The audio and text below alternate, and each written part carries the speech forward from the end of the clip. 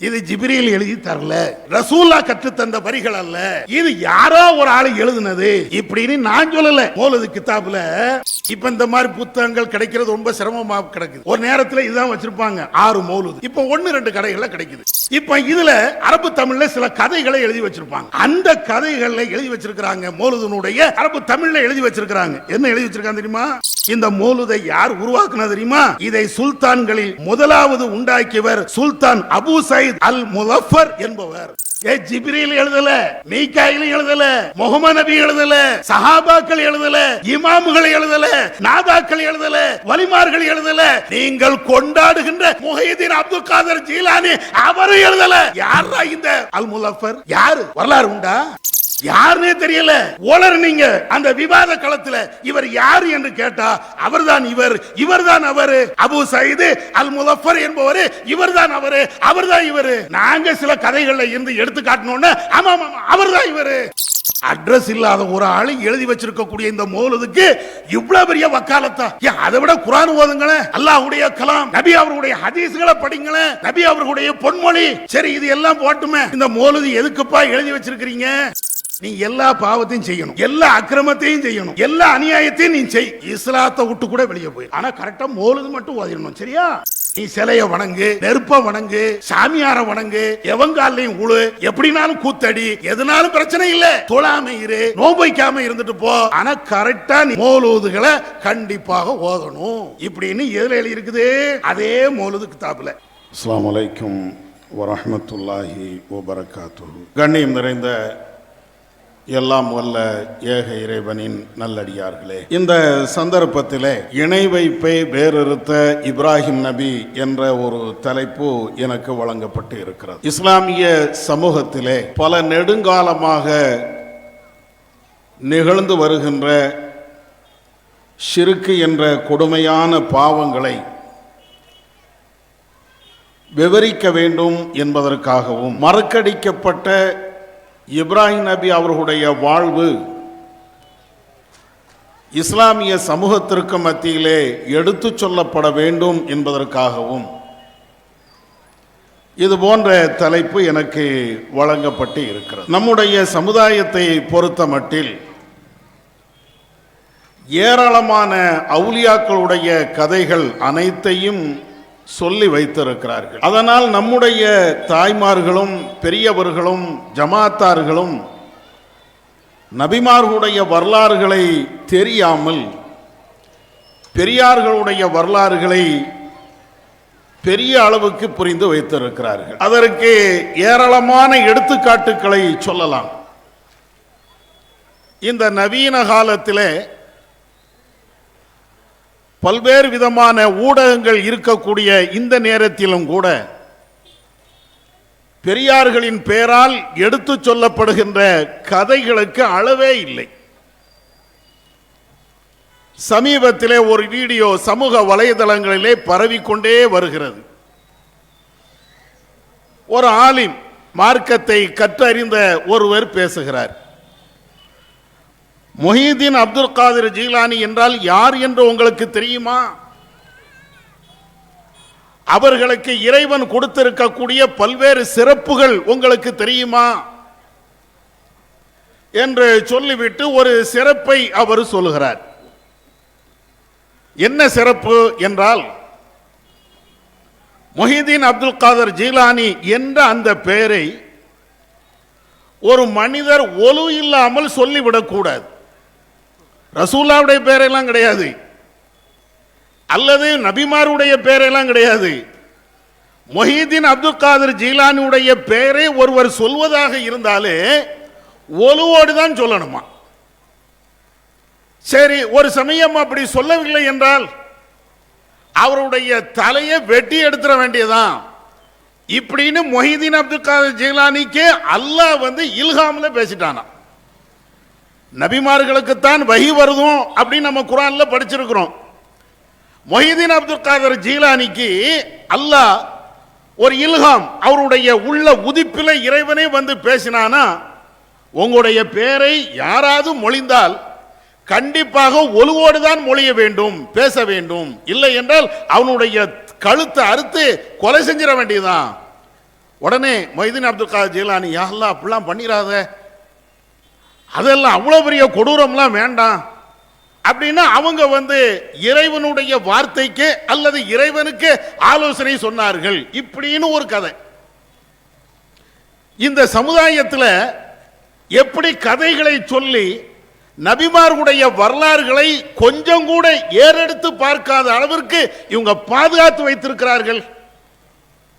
பெரிய பெரிய ஆலிம்கள், அல்லாமாக்கள், பெரிய பெரிய அசரத்துமார்கள் என்று மேடைகளிலே தங்களுக்கு தாங்களே புகழ்ந்து கொள்கிறார்கள்.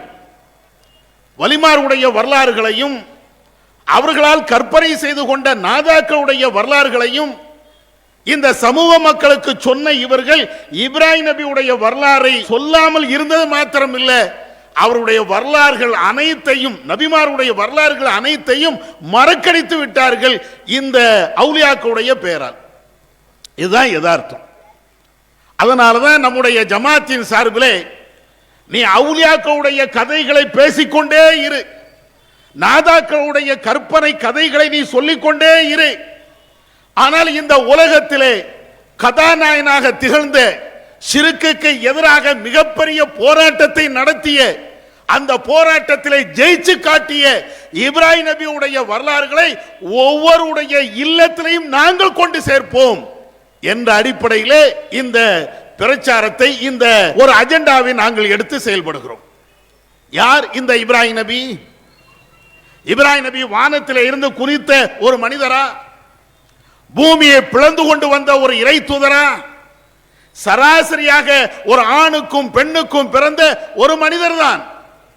இறைவன் இப்ராஹிம் நபியை நபியாக தேர்ந்தெடுக்கிறான். தேர்ந்தெடுத்ததற்கு பின்னால் அவர்களுடைய போராட்ட களங்கள், அவர்கள் பேசுகின்ற ஷிர்க்குக்கு எதிரான வாதங்கள் உலகத்தில் இன்றைக்கும் அந்த வாதத்திற்கு மறுப்பு சொல்வதற்கு ஷிர்க்கு வைக்கக்கூடிய ஆலிம்களுக்கு கூட தகுதி இல்லை. அவர்களால் கூட பதில் சொல்ல இயலாது. உலக வரலாற்றிலேயே இணை வைப்புக்கு எதிராக மிக கடுமையான ஆணித்தரமான வாதங்களை முன்வைத்தவர்கள் இப்ராஹிம் நபி அவர்கள். அதனாலதான் அல்லாஹ் திருமறை குர்ஆனிலே சொல்லி காட்டுவான், ஒமாக்கான மினல் முஷ்ரிக்கீன். இந்த இப்ராஹிம் நபி அவர்கள் ஒரு காலத்திலேயும் இணை என்ற அந்த பாவத்தை, ஷிர்க் என்ற அந்த பாவத்தை அவர்கள் செய்ததே கிடையாது. இப்ராஹிம் நபி அல்லாஹ் எங்கெல்லாம் சிலாகித்து பாராட்டி சொல்லி காட்டுகிறானோ, அவருடைய பிரச்சார வழிமுறைகளை நமக்கு பாடமாக நடத்தி காட்டுகிறானோ, அத்தனை இடங்களிலையும் இப்ராஹிம் நபி அவர்களை பற்றி இறைவன் சொல்லக்கூடிய அற்புதமான ஒரு வார்த்தை இந்த வார்த்தை, ஒமாக்கான மினல் முஷ்ரிக்கீன். அவர்கள் ஒரு காலத்திலேயும் இணை என்ற பாவத்தை வைத்ததே கிடையாது. அவ்வளவு எதிராக நம்முருதாக இருக்கட்டும், அன்றைக்கு ஆழ்ந்த ஆட்சியை செய்து கொண்டிருந்த மிகப்பெரிய மன்னர்களாக இருக்கட்டும், அவர்களை எதிர்த்து மிக கடுமையாக ஷிர்க்குக்கு எதிரான வாதங்களை வைத்தவர்கள் இப்ராஹிம் நபி. அந்த இப்ராஹிம் நபியுடைய பாரம்பரியத்தில் அந்த நபியுடைய வாழ்க்கை வழிமுறைகளை பின்பற்ற வேண்டிய இந்த இஸ்லாமிய சமூகம் இன்றைக்கு எப்படி போயிடுச்சு தெரியுமா?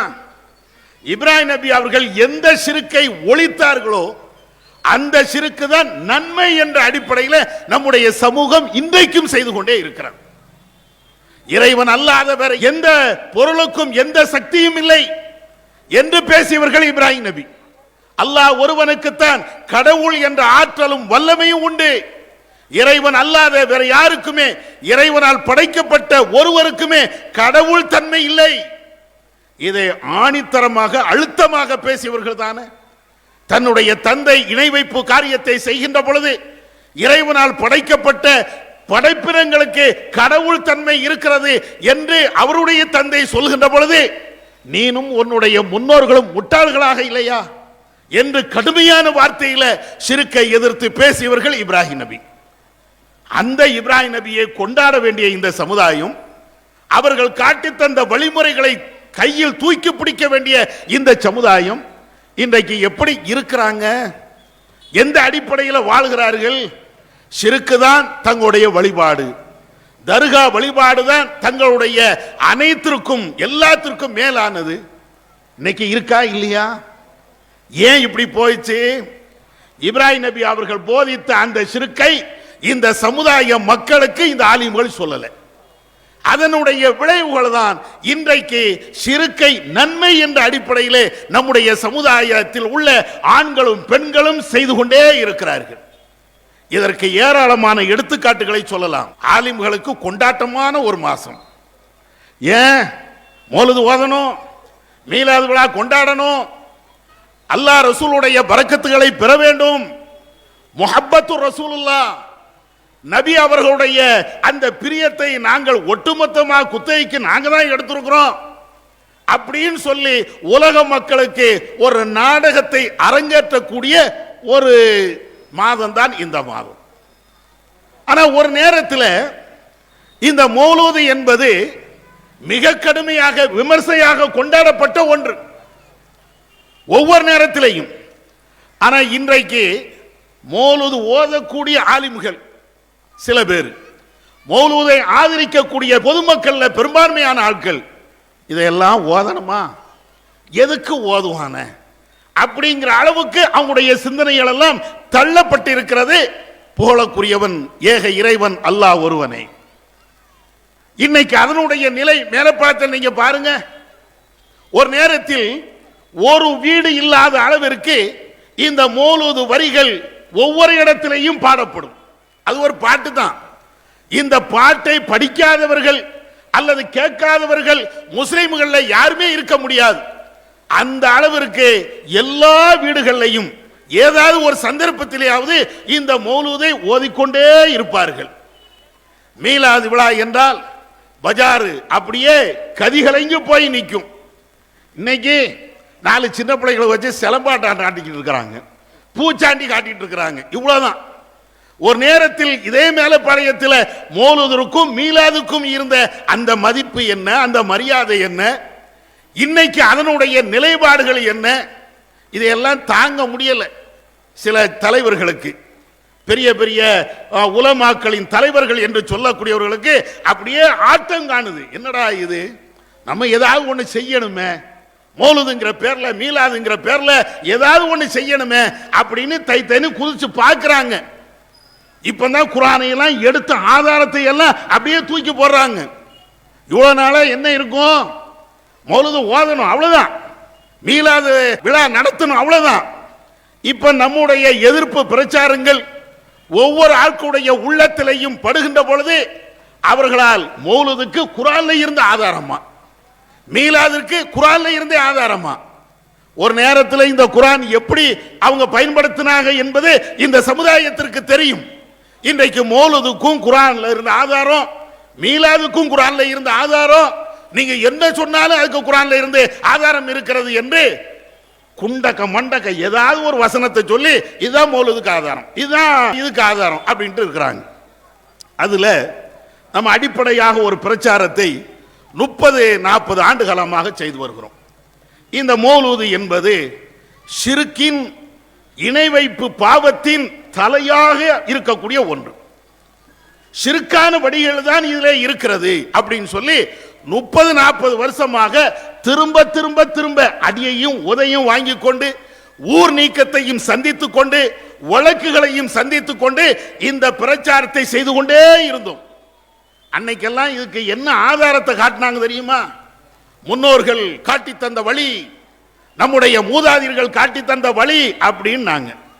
இன்னைக்கு என்ன ஆதாரத்தை காட்டுகிறார்கள் என்று தெரிந்து கொள்வதற்கு முன்னாடி இந்த மௌலூதுல அப்படி என்ன பாவம் இருக்கிறது இன்னைக்கும் விளக்கணுமா இல்லையா? 1-2 சகோதர சகோதரிகள் இன்னைக்கும் புரியாம இருக்கிறாங்க.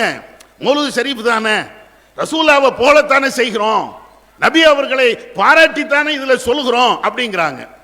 முதல் விஷயம் என்ன தெரியுமா? மௌலூது ஓதக்கூடிய ஆலிம்சாக்களுக்கு இதுல என்ன பாராட்டினாங்க, ரசூலாவை என்ன புகழ்ந்தாங்கன்னு அவங்கள்ட்ட கேட்டு பாருங்களேன். ஒரு ஆள் மௌலூது ஓதிட்டு வராரு இல்ல, அவரை கூப்பிடுங்க, என்னப்பா ரசூலாவை நீ புகழ்ந்த அப்படின்னு கேளுங்க. என்ன புகழ்ந்த, ரசூலாவை பற்றி நீ என்னத்தை தெரிஞ்சுக்கிட்ட, என்னத்தை புகழ்ந்த அதை கேளுங்க. ஒண்ணுமே தெரியாது. அவங்களுக்கு ரசூலாவை புகழணும் அப்படிங்கறதெல்லாம் கிடையாது. ஒருத்தன் யாரா ஒரு ஆள் எழுதி வச்ச இந்த மௌலூதை படிக்க வேண்டும். சரி, அதுல உள்ள வார்த்தை நீங்க பாருங்க. பசத்து கஃப ஃபாக்கதி வன்னதமி அர்ஜு ஜஸீல ஃபضலிக்கும் வல் கரமி. என்ன அர்த்தம்? என் வறுமை, என் கை சேதம் ஆகிய கைகளை நான் விரித்து விட்டேன். ஆகவே யான் தங்களின் மிகுதியான அருட்கொடை மற்றும் கொடைத்தன்மையை எதிர்பார்க்கிறேன். எதுல வரக்கூடிய வார்த்தை? மௌலூதுல. இது நாங்க மொழியாக்கம் செய்த மொழிபெயர்ப்பு அல்ல. யார் மௌலூதை ஆதரிக்கிறார்களோ, மௌலூதை வேண்டும் என்று பேசுகிறார்களோ அவர்கள் மொழியாக்கம் செய்த மொழியாக்கம் தான் இது. என்ன அர்த்தத்தில் இதை அவங்க சொல்றாங்க? நான் வறுமையில் இருக்கிறேன், கடுமையான கஷ்டத்தில் இருக்கிறேன், சாப்பாட்டுக்கு வழி இல்லாம இருக்கிறேன்.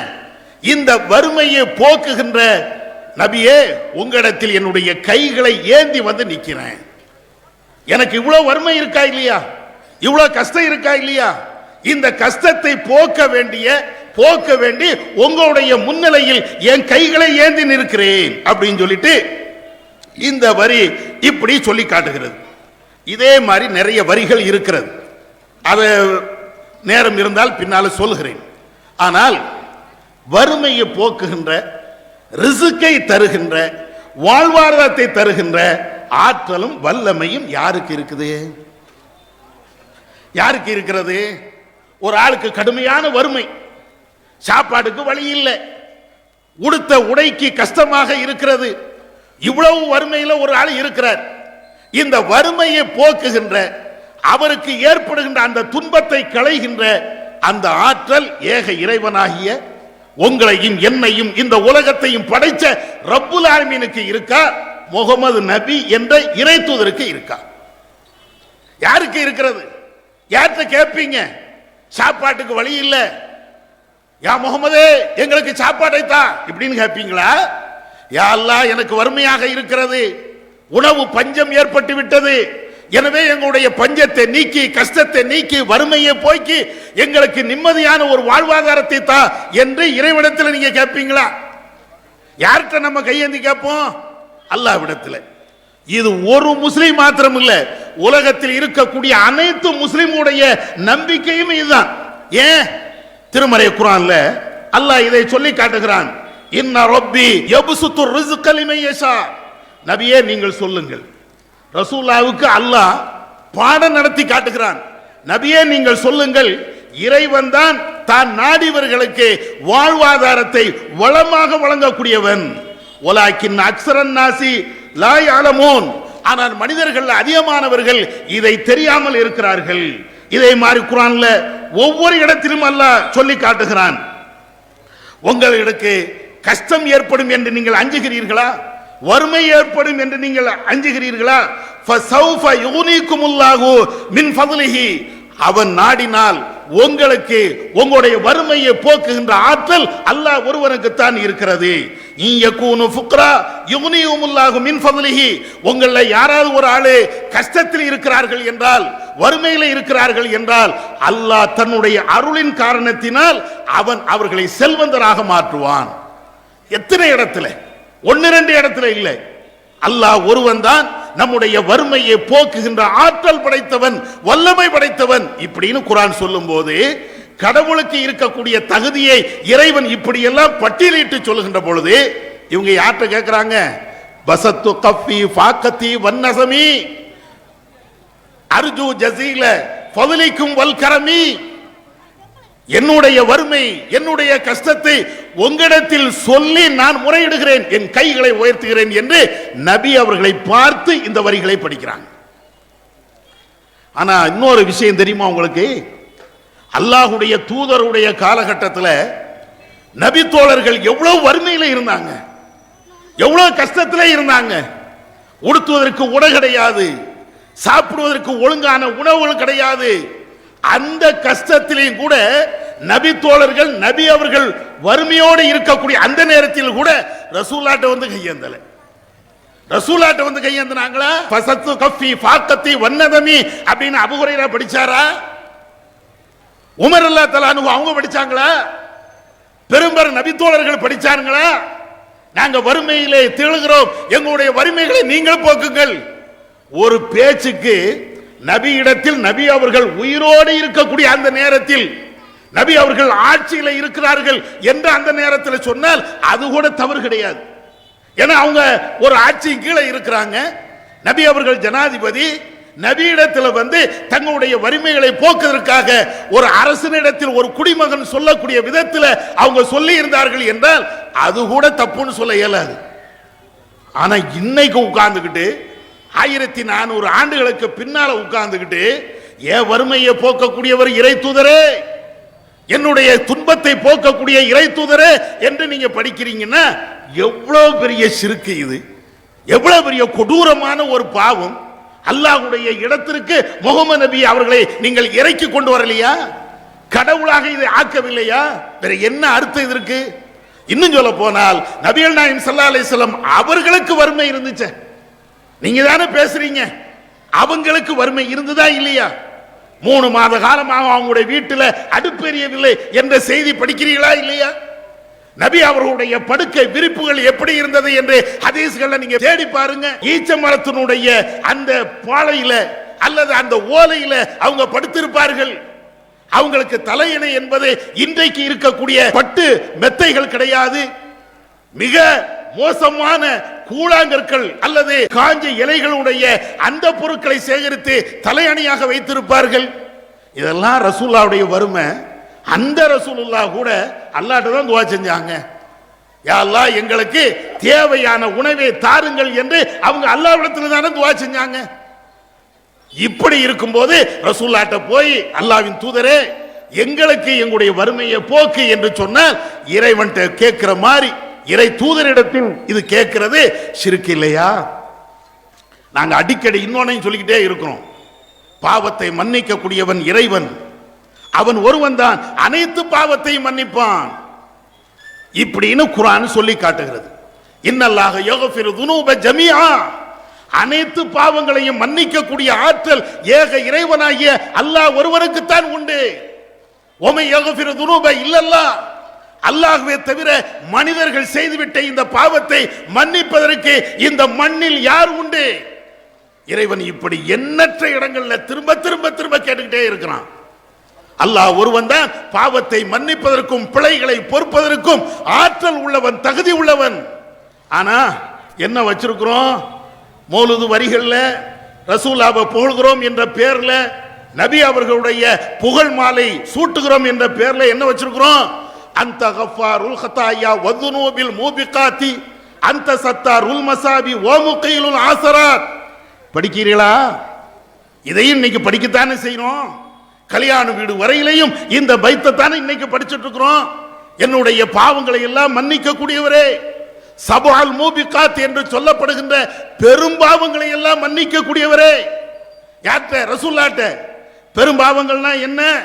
நபிகள் நாயகம் ஸல்லல்லாஹு அலைஹி வஸல்லம் அவர்களிடத்துல நபி தோழர்கள் சொன்னாங்க, இஜ்தனிபு சபுல் மூபிகாத், அழிக்கக்கூடிய மனித சமுதாயத்திலே இருக்கக்கூடாத மிக கொடூரமான பாவங்கள் 7 இருக்கிறது. நபி அவர்கள் இப்படி சொல்லுகின்ற பொழுது நபி தோழர்கள் கேட்கிறாங்க, ஒமாஹுன்ன யார சொல்லலாம், அந்த பெரும்பாவங்கள் என்ன அப்படின்னு கேட்கும்போது அல்லாஹ்வுடைய தூதர் சொன்னார்கள், அல்லாஹ்வுக்கு இணை வைக்குதல், சூனியம், கொலை, வட்டி, அனாதைகளின் சொத்தை சாப்பிடுதல், போரில் புறமுதுகிட்டு ஓடுதல், மூமினான பெண்கள் மீது அவதூறு சொல்லுதல், இவைகள் அனைத்துமே மிகப்பெரிய பாவம்.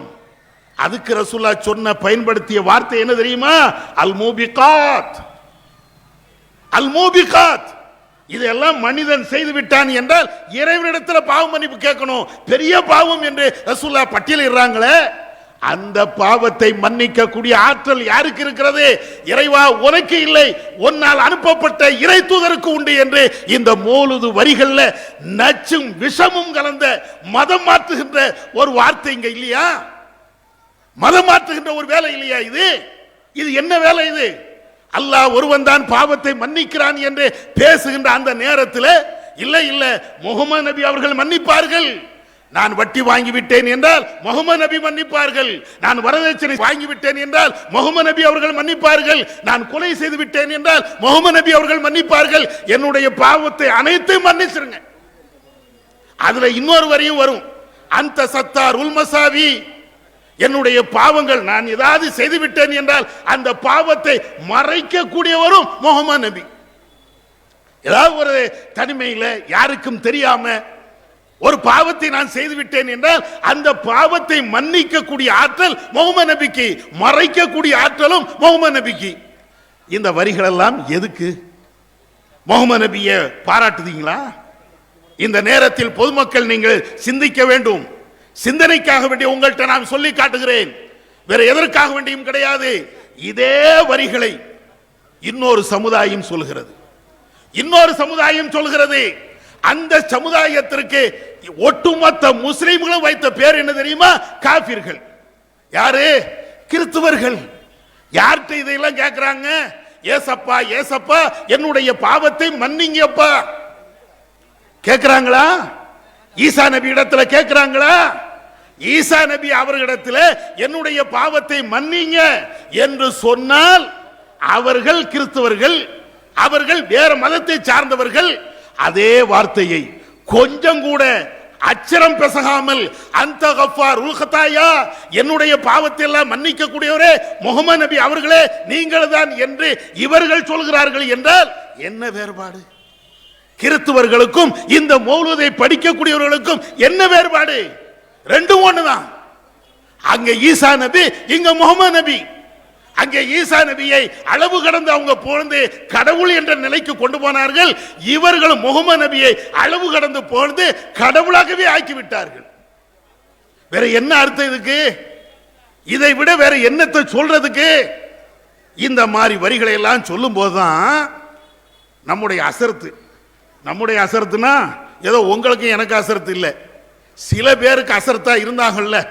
ஜமாத் உலமாவுக்கு தலைவரா இருக்கிறார்ல, அவர் வந்து சொல்றாரு, ஆமா இதெல்லாம் ஷிர்கா, அல்லாஹ்வுடைய பண்பை ரசூலாவுக்கு ஏங்க கொடுத்தீங்க அப்படின்னு நம்ம கேட்கிறோம். இது கடவுளாக ஆக்கக்கூடிய மதம் மாற்றுகின்ற ஒரு வார்த்தை இல்லையா அப்படின்னு கேட்டாச்சுன்னா உடனே அவ்வா இதுவரையும் முன்னோர்களை பின்பற்ற வேண்டும், இமாம்களை பின்பற்ற வேண்டும், சாலிகங்களை பின்பற்ற வேண்டும், நல்லடியார்களை பின்பற்ற வேண்டும், இப்படியே பைத்து படிச்சுட்டு இருந்த ஆளு இப்ப திடீர்னு ஆயத்தை புரட்டுதார். இப்பதான் குரானே கண்ணுக்கு தெரியுது நம்ம அசரத்துமார்களுக்கெல்லாம். ஆயத்தை புரட்டி என்ன சொல்ல வராரு தெரியுதா? ஆமா முகமது நபியை நாங்க கடவுளாத்தான் ஆக்கியிருக்கிறோம், என்ன தப்பு? முகமது நபியை நாங்க கடவுளாத்தான் ஆக்கியிருக்கிறோம். இத நேரடியான இப்படி சொல்லாம வேற ஒரு வழியில அப்படியே சுத்தி வளைச்சு சொல்றாரு. என்ன சொல்றாரு தெரியுமா? அதாவது அல்லாஹ்வுடைய பண்பு ஒண்ணு இருக்குதுங்க. என்ன பண்பு? அவனுக்கு ரஹீம் அப்படிங்கக்கூடிய பண்பு, அளவற்ற அருளாளன், நிகரில்லா அன்புடையோன், பிஸ்மில்லாஹிர் ரஹ்மானிர் ரஹீம் அப்படிங்கிறோம்ல. இதே பண்பை ரசூலுல்லாஹ்வுக்கு அல்லாஹ் கொடுத்திருக்கிறானே. லக்கத் ஜாஅக்கும் ரசூலும் மின் அன்ஃபுசிக்கும் அஸீஸுன் அலைஹி மா அனித்தும் ஹரீஸுன் அலைக்கும் பில் முஃமினீன ரഊஃபுர் ரஹீம். ஆலிம் பெருமக்களே, அவர் சொல்லும் போதே அப்படி இரக்கமா பேசுவார்ல, ஆலிம் பெருமக்களே, சங்கைக்குரிய உலமாக்களே, அல்லாஹ் தனக்கு ரஹீம் என்கிறான். அதே சிஃபத்தை அதே தகுதியை முகமது நபிக்கு அல்லாஹ் கொடுக்கலையா? அப்ப அல்லாஹ் ஷிர்க் வச்சுட்டானா? அல்லாஹ் ஷிர்க் வச்சுட்டானா? சரி, என்ன சொல்ல வாரிய அதையா சொல்லுங்களேன். என்ன சொல்ல வாரிய? அல்லாஹும் ரஹீம், முகமது நபியும் ரஹீம், இதுதானே சொல்ல வாரிய. அல்லாஹ்வும் பாவத்தை மன்னிப்பார், முகமது நபியும் பாவத்தை மன்னிப்பார்கள். அல்லாஹ்வும் என் பாவத்தை மறைப்பார், முகமது நபியும் பாவத்தை மறைப்பார்கள். இதான அர்த்தம்? ஏன் ஓப்பனா சொல்லுங்களேன். நீங்க முஸ்லிம் சமூகத்தில் இதை கொஞ்சம் கூடுதலாகவே சொல்லுங்களேன். ஆயத்தை மட்டும் ராகத்தோடி படித்தால் மட்டும் பத்தாது. ஆயத்தை வந்து ராகத்தோடி படிங்க, அதுல தப்பு இல்லை. ஆனால் சொல்ல வேண்டிய கருத்தை தெளிவாக ஒளிவு மறைவில்லாமல் நெஞ்ச நிமிர்த்து கொண்டு சொல்லணும். சொல்ல தைரியம் இருக்குதா? இறைவனும் ரஹீம், முகமது நபி ரஹீம். இறைவனும் எல்லா பாவத்தையும் மன்னிப்பான், முகமது நபியும் மன்னிப்பார்கள். இறைவனை நாங்கள் வழிபாடு செய்கிறோம், முகமது நபியும் வழிபாடு செய்வோம் அப்படின்னு ஓப்பனா டிக்ளேர் பண்ணி சொல்லுங்களேன். அல்லாஹ்வுடைய ஆற்றல் தானே முகமது நபிக்கு இருக்கிறது. இதைத்தானே கிறிஸ்தவர்கள் சொல்றாங்க. ஈசா நபிக்கு இறைவனுடைய ஆற்றல் இருக்கிறது, கடவுளுடைய தன்மை இருக்கிறது. அதைத்தான் முகமது நபிக்கு நீங்களும் வச்சிருக்கிறீங்க. இது எந்த அடிப்படையில் இது சரி? இது எந்த அடிப்படையில் இது நியாயம்? ஷிர்கை வளர்க்கலையா? அவரே பேசுவார். ரெண்டு அல்லான்னு சொன்னா தானே அது வந்து கடவுள். ரெண்டு அல்லான்னு சொன்னா தான் அதுக்கு பேர் தான் ஷிர்கான். ஆனா கடவுளுடைய ஆற்றல், கடவுளுடைய தன்மை ஒரு மனிதனுக்கோ ஒரு இறைத்தூருக்கோ கொடுத்து விட்டால் அதுக்கு பேர் இணை வைப்பு இல்லையா?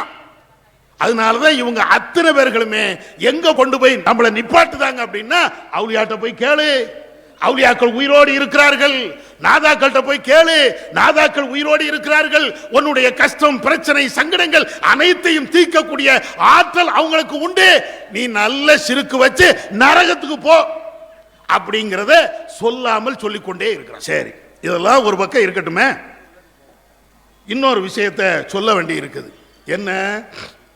இதெல்லாம் மௌலூதுல உள்ள ஏகப்பட்ட தப்புகள், ஏகப்பட்ட இது இருக்கு. இந்த மௌலூதுல ஒரு இணைப்புன்னு ஒன்று வச்சிருப்பாங்க.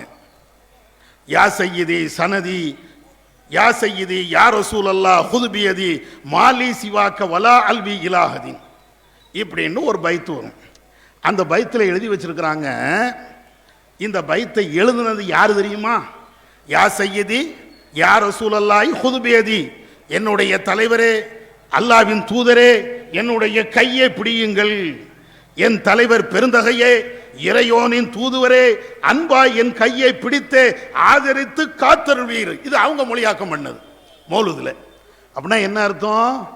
முகமது நபி ரசூல்லாவை அவங்கள கூப்பிட்டு, முகமது அவர்களே என் கையை பிடிங்க. நம்ம அடுத்த விட்டு முகமது இல்லை, தப்பா வழங்கிறாதீங்க. நம்மள நிறைய பேர் முகமது பேர் வச்சிருப்பாங்க இல்லையா, அந்த முகமதை கூப்பிட்டு கையை பிடிங்கன்னா அது வேற வேற. இது யாரை சொல்றாங்க?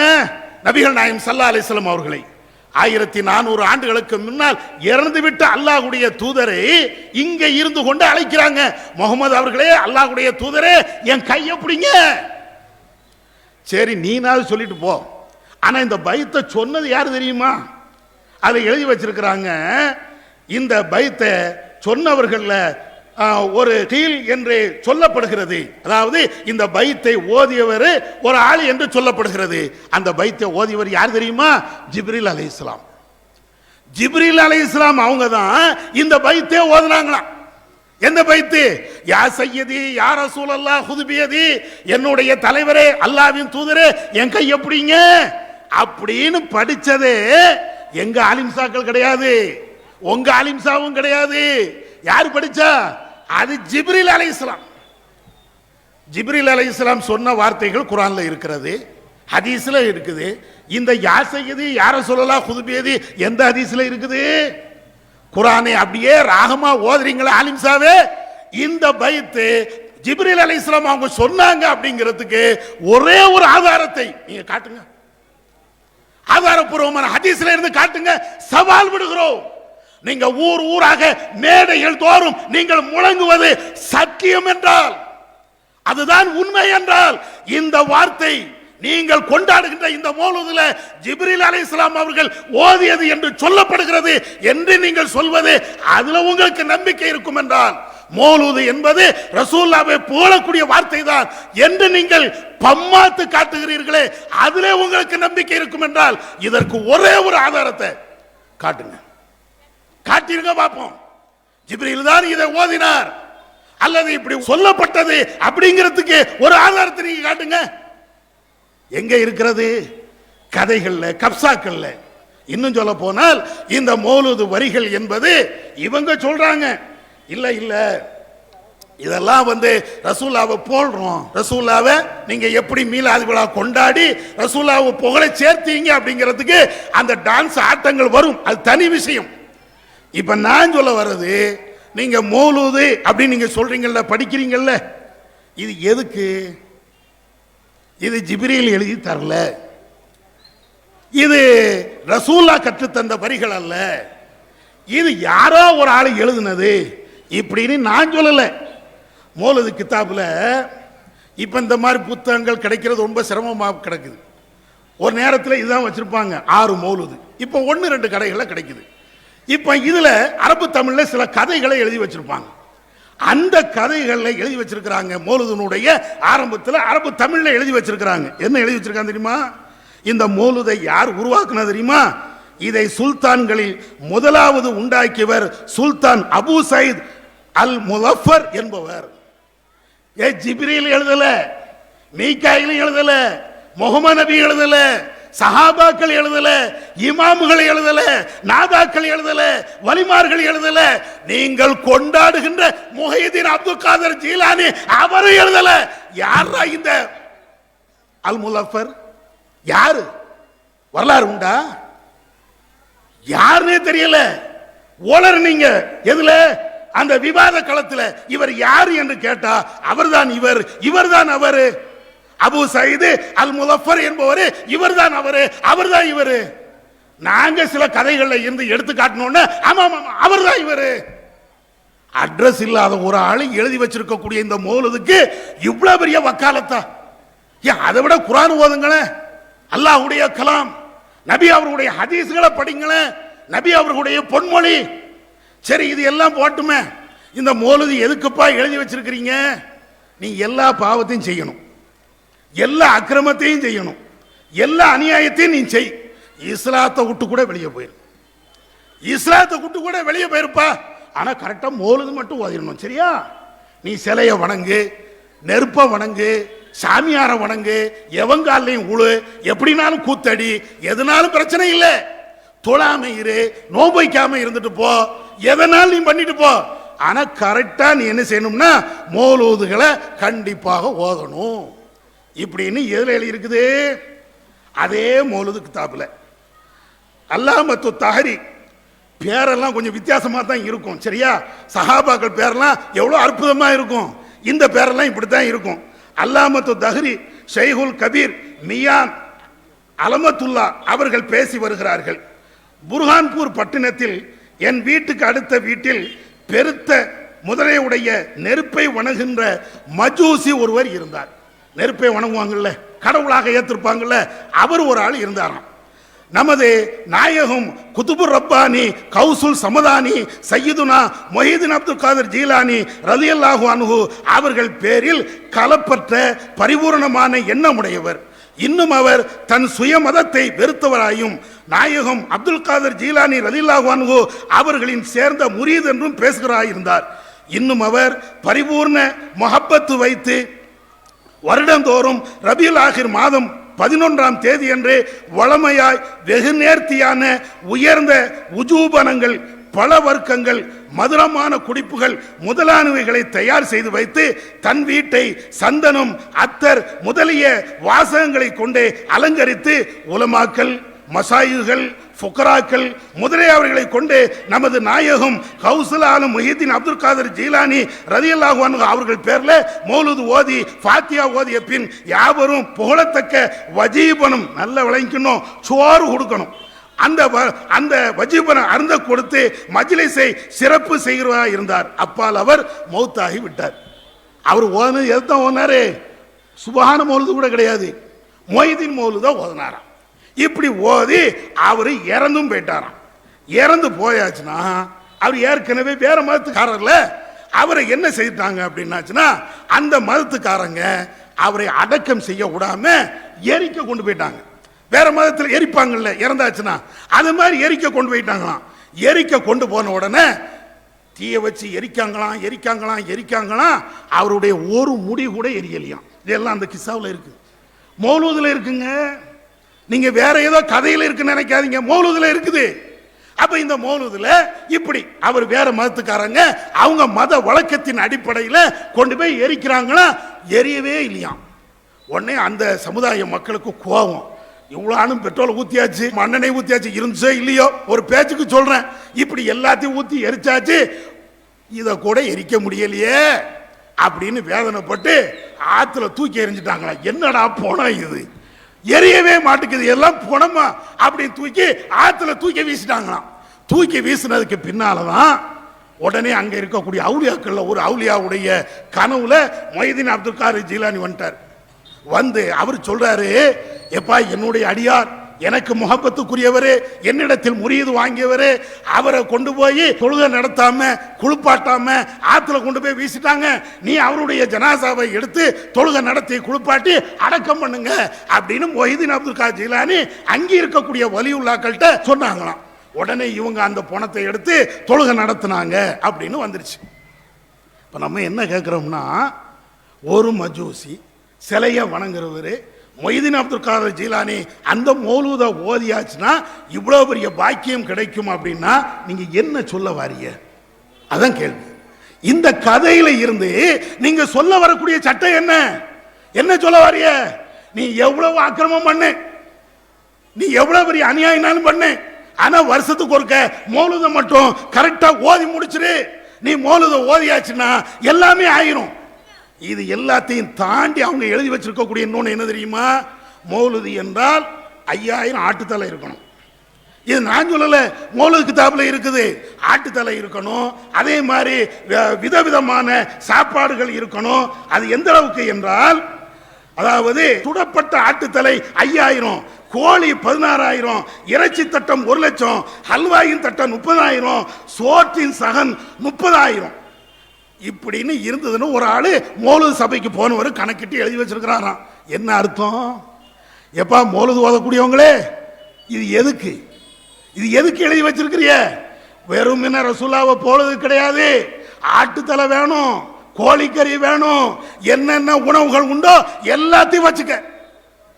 இதானே எழுதி வச்சிருக்கு. இது நாங்களா சொன்னோம்? நாங்க இதை சொல்லல. மௌலூது என்பது ரசூலுல்லாஹ்வை போலுவதற்காக உண்டது அல்ல, உங்களுடைய வயிறுகளை வளர்ப்பதற்கு அப்படின்னு சொல்லி மௌலூதுல தான் இருக்குது. நாங்க சொன்ன உங்களுக்கு கடுமையா கோபம், ஆத்திரம் வருகிறது. ஆத்திரப்படாதீங்க. வேண்டும் என்றால் உங்களுடைய மௌலூதை குப்பையில ஏறிங்க. ஏன்னா அந்த மௌலூதுல உள்ள வரிகள் தான் இது மதம் மாற்றுகின்ற ஒரு கடுமையான ஒரு செயல். மௌலூது என்பது சாதாரண ஒரு புத்தகம் அல்ல, நன்மைகள் நாடி செய்கின்ற ஒரு புத்தகம் அல்ல. இஸ்லாமியர்களை இஸ்லாமிய கொள்கையை விட்டு தடமாற செய்யக்கூடிய மாத்திரமல்ல, நரகத்துக்கு அழைத்து செல்லக்கூடிய ஒரு வரிகள்.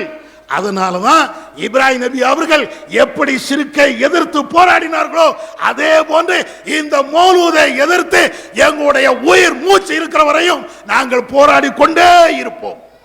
இதை ஒழிக்காம விடவே மாட்டோம். இதை மக்கள் மன்றத்தில் இருந்து தூக்கி வீசாமல் எங்களுடைய பிரச்சார பணிகள் ஓயாது என்பதை இந்த நேரத்தில் சொல்லிக்கொண்டு, இந்த மௌலூதுல இருந்து விலகுங்க. மீலாது என்கின்ற பேர்ல நீங்கள் செய்கின்ற இந்த கூத்தாட்டத்தை நீங்க நிப்பாட்டுங்க. ரசூலுல்லாஹ் மேல முஹப்பத் இருக்கும் என்றால் நபி அவர்கள் காட்டி தந்த வழியில நீங்க நடங்க. அதுதான் ரசூலுல்லாஹ் மேல உண்மையிலே நாம நேசம் வைப்பது என்று சொல்லிக்கொண்டு என்னுடைய உரையை நிறைவு செய்கிறேன். வாஹிர் தவானா அல்ஹம்துலில்லாஹி ரப்பில் ஆலமீன்.